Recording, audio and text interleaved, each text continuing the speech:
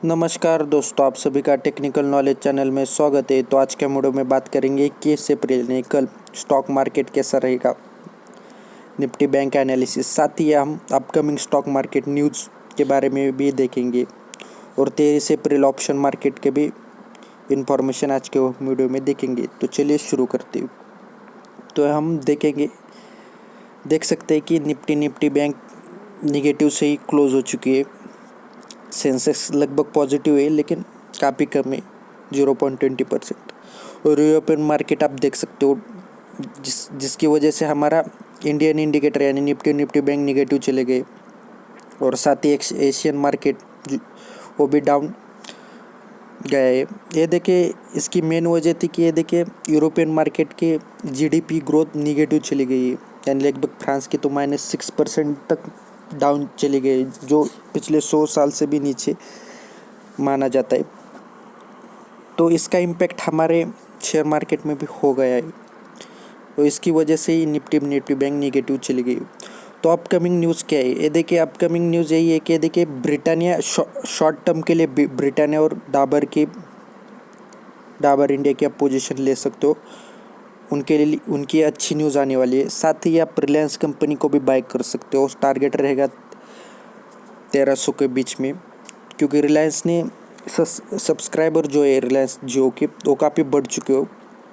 और काफ़ी वजह से देखिए आने वाले वीक में रिलायंस कंपनी अच्छा परफॉर्मेंस कर सकती हो। तो शॉर्ट टर्म के लिए आप ये न्यूज़ के चलते आप वो बाय भी कर सकते हो। साथ ही हम देखेंगे निफ्टी बैंक 23 अप्रैल का एनालिसिस। तो हम मान के चलते कि देखिए डाउन ही जाने के चांसेस ज़्यादा है, लेकिन कल कैसा रहेगा। तो इसका एनालिसिस आप देख सकते हो कि यूरोपियन मार्केट डाउन चला गया और साथ ही अमेरिकन मार्केट डाउ जोनस जो अभी ओपन नहीं हुआ है, 6 बजे के बाद ही होता है, तो आप देख सकते हो उसका भी इम्पैक्ट काफ़ी होता है। और कल के दिन यानी 8 बजे एग्जिक्स निफ्टी होती है, तो उसके अंदाजे के आप हिसाब से यानी वो भी निगेटिव चली गई, तो आप अंदाज़ा लगा लीजिए कि पुट यानी मार्केट डाउन जा रहा है। तो इस एनालिसिस के हिसाब से मैं बताता हूँ आपको भी, हमेशा यही स्ट्रेटजी यूज़ करने के लिए कहता हूँ। तो आपको करना क्या है, तो 20,000 का आपको पुट लेना है। मान लीजिए 350 को बीच में आपने पुट ले लिया ओपन प्राइस से, तो आपको करना क्या, 9:15 से लेकर 9:30 बजे के बीच में आपको अपनी पोजीशन स्क्योर अप करनी है, चाहे कॉल की हो या पुट की हो। और जितना भी प्रॉफिट हो वही बुक करके आगे चलते बनना है, क्योंकि देखिए रिस्क भी उतनी होती है।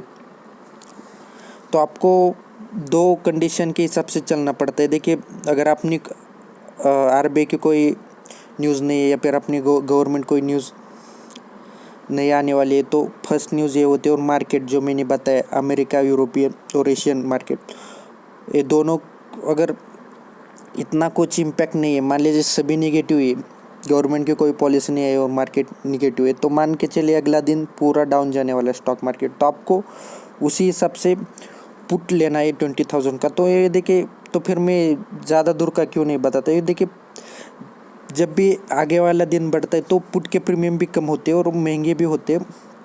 कभी कभी आपने जो 350 का लिए तो मार्केट बढ़ने के बावजूद भी उतना नहीं बढ़ता और अगले दिन आपको लॉस हो सकता है। तो उसी हिसाब से मैं यही बताता हूँ, कम से कम टाइम में 15-20 मिनट के टाइम में आप कैसे 1000 से लेकर 2000 आप कमा सकते हो, डिपेंडिंग आप लॉट कितने लेते हो। तो आप देखिए अगर नए हो तो कम से कम लॉट लीजिए, क्योंकि ऑप्शन मार्केट में ज़्यादा रिस्क होती है। 20,000 का देखिए 350 में आपने पुट ले लिया, मान लीजिए कल 450 में भी ओपन हो सकता है, फिर 400। तो मैं क्या बता रहा हूँ, सिर्फ 350 के हिसाब से आप चलिए। आपने 9:15 बजे से पहले तो आपको बाय नहीं करना है, क्योंकि मार्केट वोलेटाइल रहता है। वन साइड अगर बढ़ गया होता है ये प्रीमियम तो आपको लॉसेस हो जाएंगे। तो आपको 1-2 मिनट वेट करना है, उसी हिसाब से मार्केट के हिसाब से आपको पोजीशन लेनी है। मान लीजिए 350 में आपने पुट ले लिया और मैंने टारगेट जो बताई वो 50 पॉइंट का हुए, मान के चलिए 400 का, अगर 400 है तो 450, 400 तक चला गया और मार्केट बढ़ रहा है, कोई नहीं बता सकता कितना डाउन जा रहा है। तो आपको क्या करना है, ट्रिगर प्राइस रखनी है और हाफ लॉट सेल करके चलना है। तो उस हिसाब से आप ज़्यादा से ज़्यादा प्रॉफिट कर सकते हो। लेकिन मार्केट इतना बढ़ ही नहीं रहा है, या फिर डाउन नहीं जा रहा है, या फिर ऊपर भी नहीं जा रहा है, तो आपको वही अपना प्रॉफिट बुक करके चलना है। तो ये हो गई आप ऑप्शन मार्केट स्ट्रेटजी। तो आप इंट्राडे के लिए क्या कर सकते हो, तो अगर मेरे कोई पिछले वीडियो देख रहे हो तो मैंने सिंपल आपको बताया एक्सिस बैंक जो इंट्राडे के लिए अच्छी है। और भी बैंक हो सकते हैं, लेकिन मेरे एनालिसिस के हिसाब से जो 1 मंथ का मैं जो बता रहा हूँ, तो एक्सिस बैंक की 5% मूवमेंट है। आप दिन में इंट्राडे में लगभग 5,000 से लेकर 10,000 आसानी से कमा सकते हो, वो भी 0% रिस्क और लॉस की बदौलत। तो कैसे आप देख सकते हो 5% की मूवमेंट है, चाहे ऊपर अप साइड हो या डाउन साइड। तो मार्केट के हिसाब से अगर डाउन जा रहा है, न्यूज़ अच्छी नहीं है, तो आपको करना क्या है, मान लीजिए 450 में एक्सिस बैंक ओपन हो गई कल, आपको पोजीशन 9:30 बजे के बाद लेना है, क्योंकि मार्केट तभी स्टेबल होता है। और बाद में आपको वो 440 में आपको हाफ क्वांटिटी सेल करनी है, क्योंकि पता नहीं कितना डाउन जा रहा है। तो आपको ट्रिगर प्राइस तो रखनी है, मान लीजिए 450 में आपने बाई किया, तो ये देखिए 460 का आपको स्क्वायर ऑफ पोजीशन रहेगी। अगर बढ़ता है, थोड़ा बहुत बढ़ भी सकता है, मैं डाउन के हिसाब से बता रहा हूँ। अगर मार्केट डाउन जा रहा है, तो अगर अप जा रहा है, तो आप समझ के चलिए कि डाउन के लिए 440 का आपको स्टॉप लॉस रहेगा। तो मैं डाउन के हिसाब से चल रहा हूँ। 450 में आपको सेल करना है, और 440 में आपको हाफ क्वांटिटी बाय करनी है। यानी कि पहले आपने सेल किया, मान लीजिए 500 क्वांटिटी सेल किया, तो 250 क्वांटिटी आपको बाय करना है।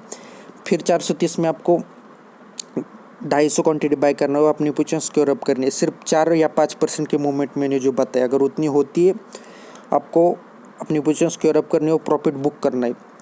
इसका अपोजिट आपने 9:30 या 10 बजे पोजीशन ले लिया और मार्केट 5% ऑलरेडी वो ऊपर चला गया, तो आपको पोजीशन नहीं लेनी है।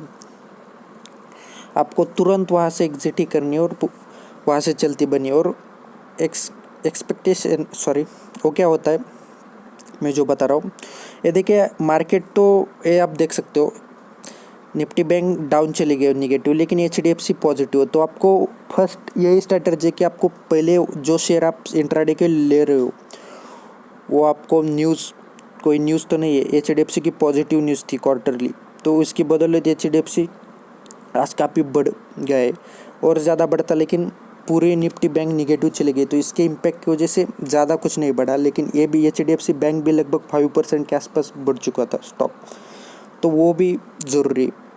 तो एक्सिस बैंक आप ज़रूर ले लीजिए, इंट्राडे के लिए बहुत अच्छी है। और अगला है जो सन फार्मा, जो आप स्विंग ट्रेडिंग के लिए भी स्टॉक ले सकते हो, क्योंकि फार्मा और केमिकल जो भी सेक्टर की जो भी कंपनी हो, अपसाइड ट्रेंड जा रही है और काफ़ी अच्छा इम्पैक्ट पड़ रहा है इन स्टॉक के। आप कम टाइम में भी ज़्यादा प्रॉफिट बुक कर सकते हो। तो इंट्राडे के लिए भी सन फार्मा अच्छी है, लेकिन मैंने जो बताया, चाहे अप साइड जा रहा है या डाउन साइड जा रहा है, लेकिन स्टॉक लगभग 0%, 0.50 या फिर 1.5% के आसपास ही बढ़ गया होता है या फिर डाउन चला गया होता है, उसी समय आपको अपनी पोजीशन लेनी है, उससे ज़्यादा नहीं लेनी है, क्योंकि लॉस ज़्यादा हो सकता है उसमें भी। आपको पहले उसमें मार्केट डेप में आपको वन साइड बायर या सेलर पहले देखनी है, बाद में आपको कैंडलस्टिक 1 या 3 मिनट के लिए लगानी है। ADX ATR आप लगा सकते हो।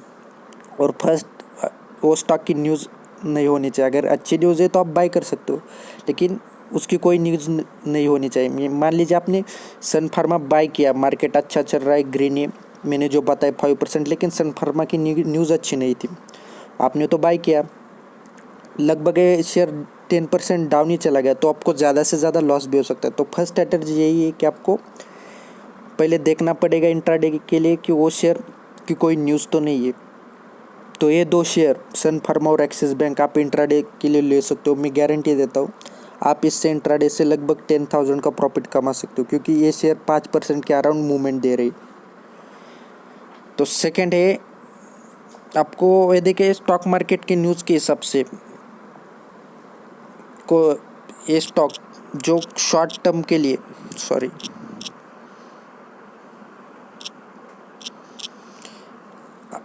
अल्केम लैबोरेटरीज है, जो आप शॉर्ट टर्म के लिए बाय कर सकते हो, क्योंकि ये स्टॉक की अच्छी न्यूज़ आ रही है। तो टारगेट रहेगा 3,000 का, स्क्वायर ऑफ पोजीशन रहेगी।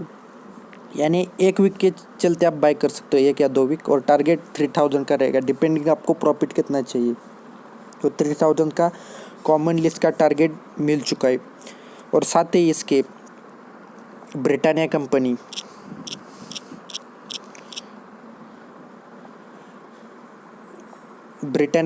भी आप बाय कर सकते हो। टारगेट रहेगा 2900 का और स्टॉप लॉस रहेगा 2700। मैं इंट्राडे नहीं बता रहा हूँ, मैं बता रहा हूँ स्विंग ट्रेडिंग के लिए, यानी शॉर्ट टर्म के लिए। आपको अगर पता नहीं तो मैं सीधा भाषा में बोलता हूँ कि शॉर्ट टर्म के लिए आपको एक शेयर लेना है। मान लीजिए 10 रुपये में आपने लिया और मान लीजिए 1 ही वीक के अंदर आपने 15 रुपये में वो बेच लिया। मैंने 5 रुपये का प्रॉफिट लिया और वही प्रॉफिट बुक करके चल दिया। तो वो शॉर्ट टर्म के लिए होता है, जिसे हम स्विंग ट्रेडिंग भी कहते हैं।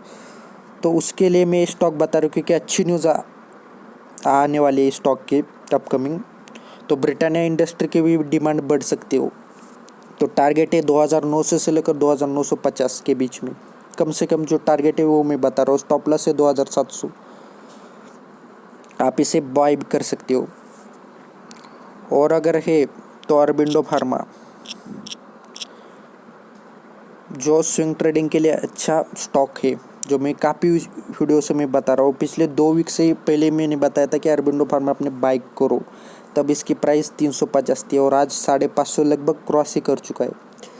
तो अभी आपको ये शेयर बाय नहीं करना है, आपको 500 तक वेट करना है। 500 जब भी ये क्रॉस करेगा, 480 से 500 में आपको बाय करना है और कम से जितना डाउन हो सके 3% डाउन से आपको बाय करना है। और टारगेट रहेगा 450 तक आपको बाय करना है और सेलिंग प्राइस रहेगी आपको 550 से 600 के बीच में आपको सेल कर सकते हो। शॉर्ट टर्म के लिए बता रहा हूँ, ज़्यादा से ज़्यादा प्रॉफिट भी कमा सकते हो।